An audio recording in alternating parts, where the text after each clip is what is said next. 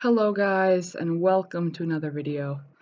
So finally, I have seen episode 1 of Hands of Time. I'm not sure if it actually came out in the US on TV, but I found it on demand. And what I do, basically, as long as I can find it on TV in the full quality 1020p or not 1020, 1080p or either that or 10 or no 1440p. If I can find it in that in on TV, then I watch it, and so I don't wait for it to officially come out.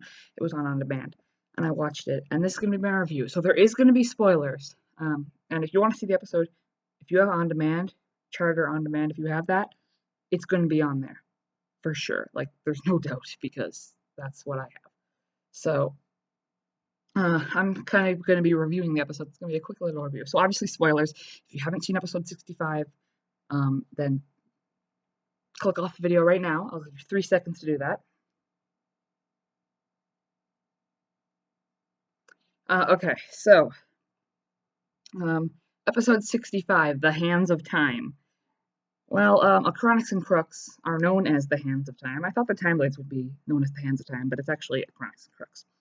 So what happens in the episode? Acronix comes back. Wu waits for him. He comes back. They fight. Fast forward blade appears. Fast forwards everyone. The ninja were cleaning up the museum. Fast forward them.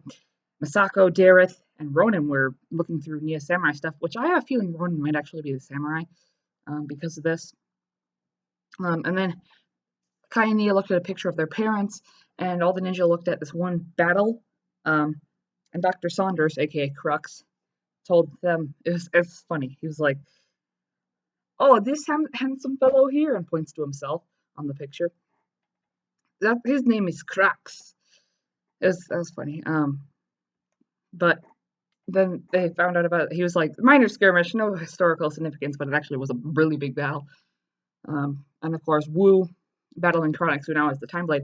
Wu gets time punched, which time punching is now actually it seems to be it's interesting. Um, Basically, he got time punched with a fast forward blade, so that makes his entire life go faster. He's withering away, basically. So Wu is going to die soon if they don't figure out a way to solve that. Wu almost died though. He fell. Cole grabbed him. Obviously, so everyone was confused. Masako, Ronan, Dareth, the ninja, and another group. What was the other group that was really confused? Oh no, actually no. That was Wu and Acronix being fast forwarded. Never mind. That wasn't someone in NINJAGO City. Never mind. Because when the fast forward blade comes through the vortex, it hits the ground and then everything gets fast forwarded. Uh, they find out about a temporal disturbance. The ninja go up. They fight Acronix. Acronix kind of, well, he wins, pretty much. The monastery is burnt down again, and then they save Wu, who says that there's a lot to tell them. There's not much time. And then at the end of the episode, it shows Acronix going to his brother, and then Crux ripping off his fake mustache, tearing off his clothes, and showing that he's been wearing the Hands of Time Time Twins outfit for the entire 40-year span. He's never took it off or something.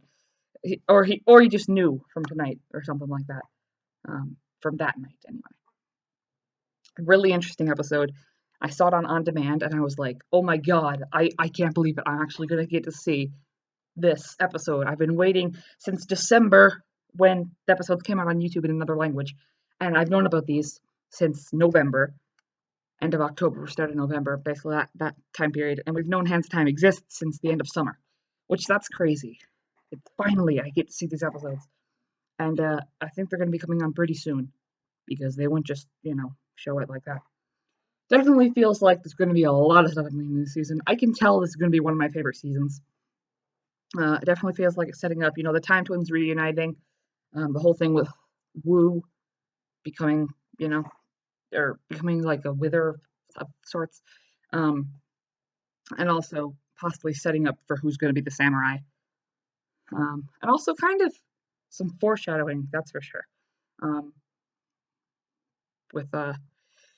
It kind of, although this is something that anyone, Okay, this is something that I'm not saying they shouldn't do this because otherwise people who are getting new into Ninjago, it would be really really weird if they didn't explain all this. But like at the start of the episode, they make sure they say everyone's name.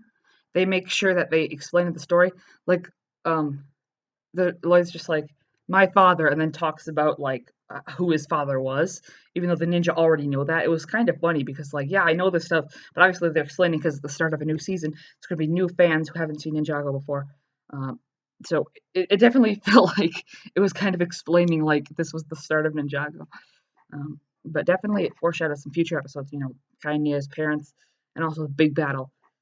And yeah. Um, I like how the kind of finally the war ended and then it just started up right again. The war, what is it called? Yeah, Elemental Masters versus Hands of Time. That's what it was.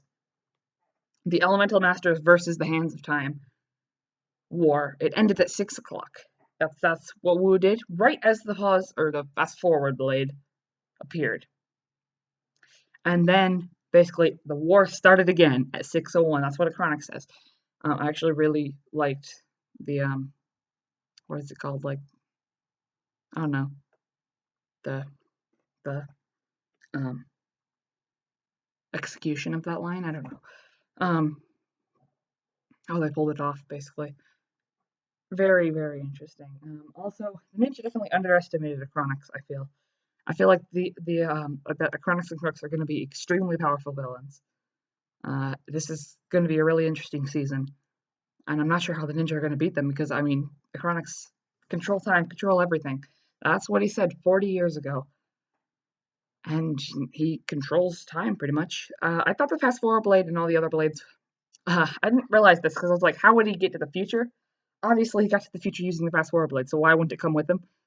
I was thinking all the blades would be buried in, like somewhere, like how the reverse blade is in the boiling sea.